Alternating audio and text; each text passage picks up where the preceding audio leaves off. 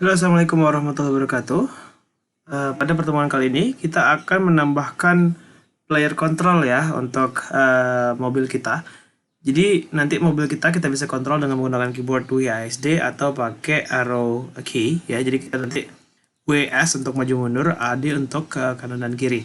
Nah, namun sebelum itu agar kita bisa kontrol mobil kita ya ke kanan dan kiri, kita harus menambahkan script agar mobilnya bisa belok dulu.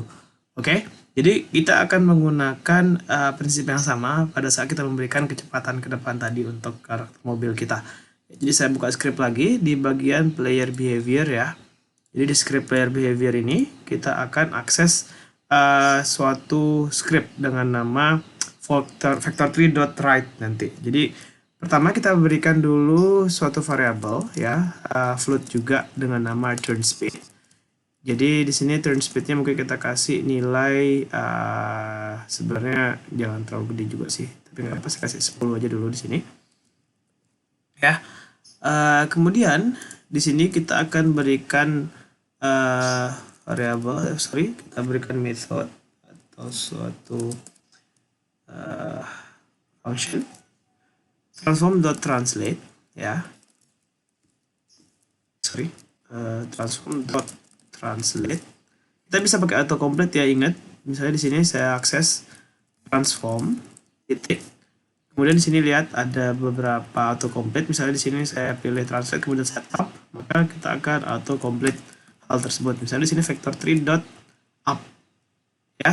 Vector3.right ya, karena kita ingin belok kiri dan kanannya. Ingat di sini kalau vector3.right berarti kita ambil nilai 100 ya, hanya untuk vektor 3 di sumbu X. Kemudian kita kali dengan time.delta time. Dan kita kali dengan turn speed. Oke. Kita coba ini langsung ya.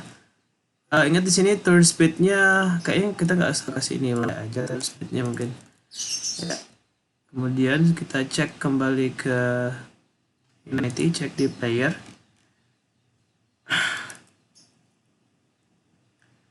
Oke. Mungkin biar saya ulang lagi biar kelisan di sini. Save.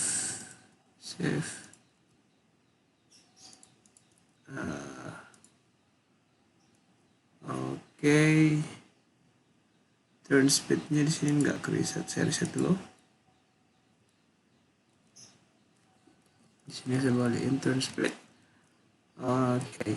Nah ini saya, kenapa saya lakukan itu tadi, karena tadi terlanjur saya inisialisasi nilainya 10, sehingga di sini secara otomatis jadi 10 turn speednya ya. Jadi saya hapus tadi, saya reset. Kemudian di sini karena speednya memang 20, jadi kembali ke 20. Mungkin saya biarin nggak apa-apa. Turn speednya 0 ya. Jadi kita sekarang cara belok-belokinnya kita tinggal rubah nilai turn speednya manually. Perhatikan di sini kita bisa rubah via kolom kosong di sini ya. Kita ketik sendiri kan kalau di sini. Tapi saya juga bisa rubah via turn speed di sini. Kalau saya hover mouse saya di atas tulisan variable turn speed, di situ kelihatan kayak ada tanda panah kiri kanan kecil ya. Jadi kalau saya klik dan drag di sini, nilainya akan mengikuti pergerakan mouse. Ya. Ini ceritanya akan menjadi kontrol saya untuk belokin mobilnya. Jadi misalnya kalau saya klik play, kemudian saya tahan ini, kelihatan di situ. Oke, ya. Kelihatan nggak?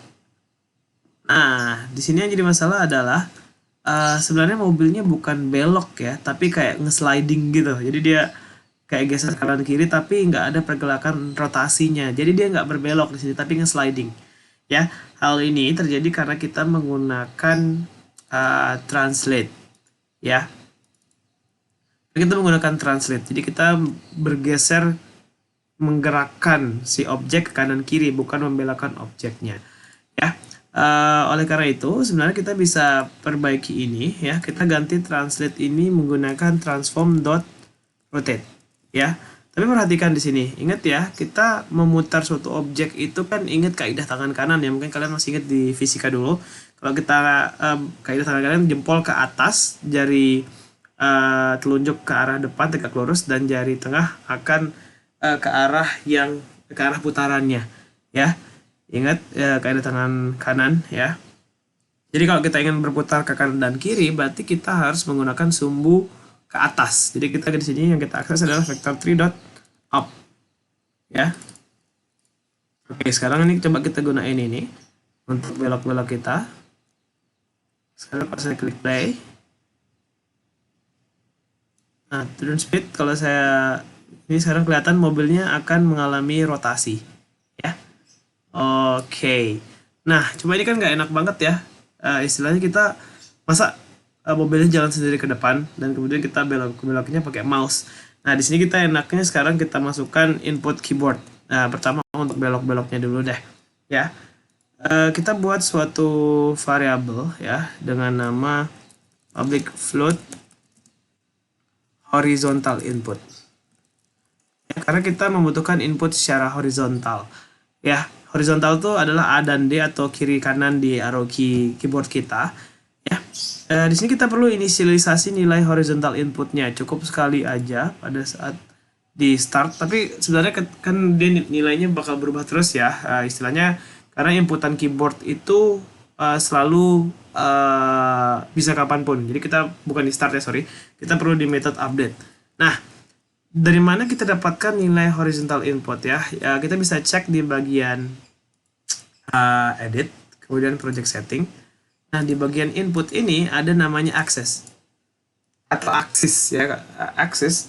Di sini ada horizontal dan vertikal. Horizontal itu negatif buttonnya left dan positif buttonnya adalah right atau A dan D gitu ya. Kemudian vertikal untuk S dan W ya. Jadi intinya di sini dia bakal ngasih horizontal dia akan ngasih nilai positif 1 ke arah D ke horizontal ya, dan akan memberikan nilai negatif kalau kita pencet A. Sebaliknya untuk yang vertikal ini pun kita bisa rubah ya. Ingat yang kita akses adalah namanya ya. Jadi untuk mengakses nilai ini kita langsung aja di bagian sini horizontal input sama dengan input.getAxis. Kemudian ini parameternya string, jadi hati-hati nama aksisnya horizontal ya. Oke. Jadi kalian bisa lihat di sini apa namanya si nama dari aksisnya ya, horizontal dan vertikal. Oke. Nah, kemudian di sini turn speed-nya karena sekarang kita turn speed-nya butuh kecepatan belok, kita mungkin kasih inisialisasi nilainya, kita kasih nilainya mungkin 10F aja di sini. Kemudian di sini biar berfungsi horizontal input kita kaliin dengan si variable horizontal input. Oke, mungkin saya kasih sedikit. Sekarang kita balik ke Unity. Ini saya exit, saya save lagi, kemudian saya klik play. Oke. Iya.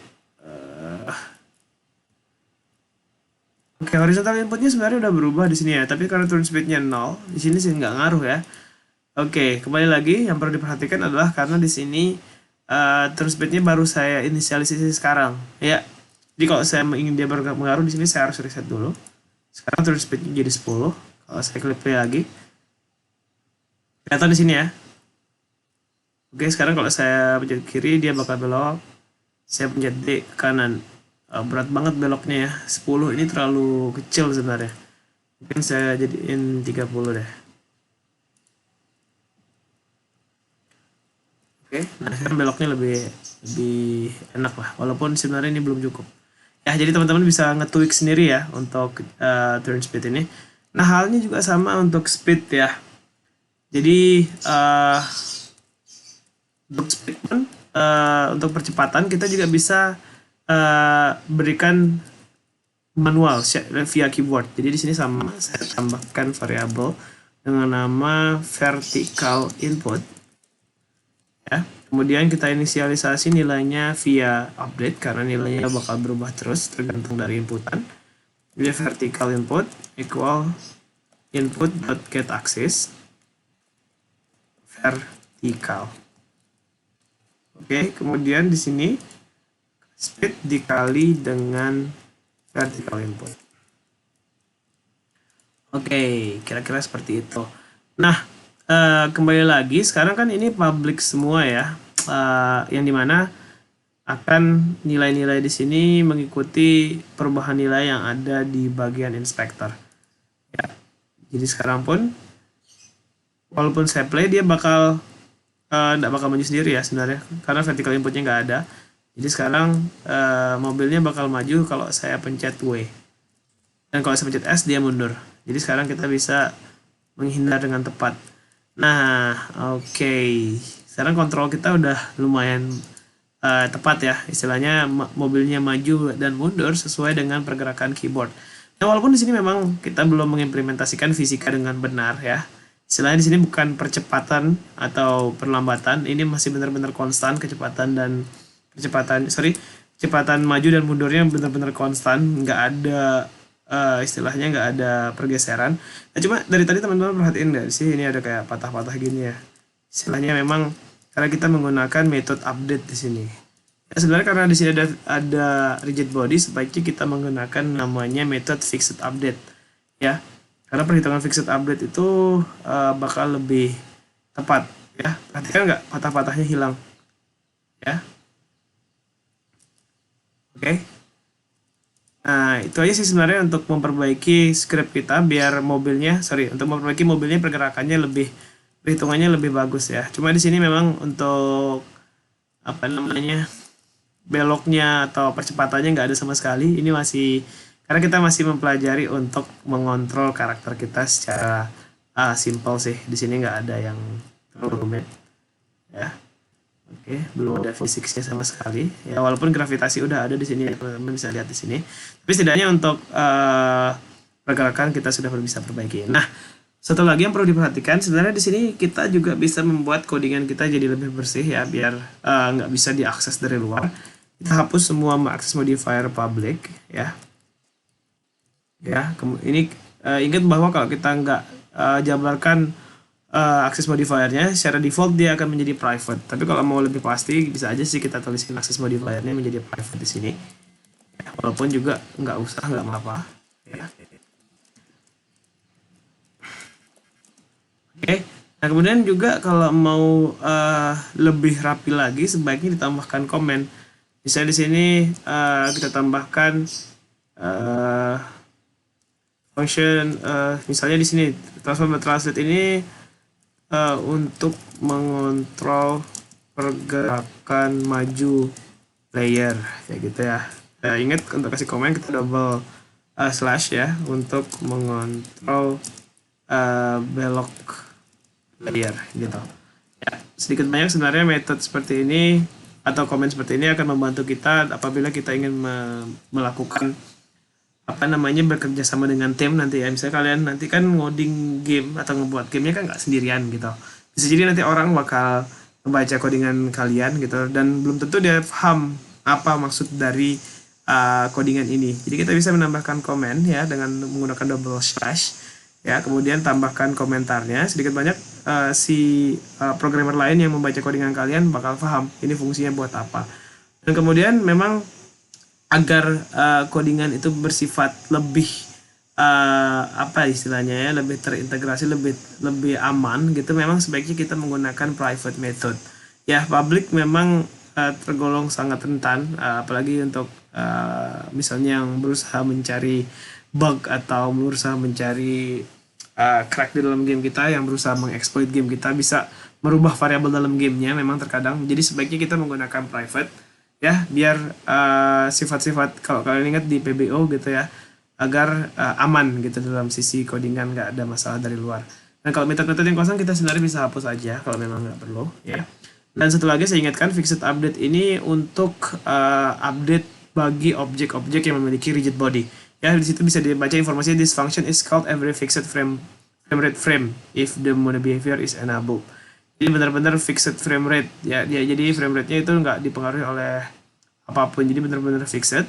Jadi ini benar-benar rigid body-nya bakal lebih aman gitu ya kalau kalian ingin kontrol suatu pergerakan game atau player. Nah, satu lagi juga, terkadang kita dalam ngoding kan nggak tahu ya semua library-nya apa aja, metode apa aja sih yang ada, atau function apa aja sih yang ada di Unity. kalian bisa akses Unity documentation ya. Bisa aja via Unity Docs gitu ya. Ya. Nah, yang paling baru sebenarnya udah ada yang versi 2020. Sebenarnya di sini kalian juga bisa akses Unity versinya. Misalnya kita menggunakan Unity 2018.4, ya kalian bisa akses di sini user manualnya. Kemudian misalnya kalian butuh informasi tentang transform gitu, metode apa aja yang ada di transform. Ya, cuma tergantung ada manual dan juga ada scripting API sebenarnya. Kalian butuh yang mana? Ya, misalnya di transform. Kemudian di sini kita bisa akses propertinya apa aja, position, rotation, scale, kayak gitu ya. Dan kalau kalian butuh scriptingnya bahkan langsung ke scripting API-nya aja langsung. Transform titik, misalnya.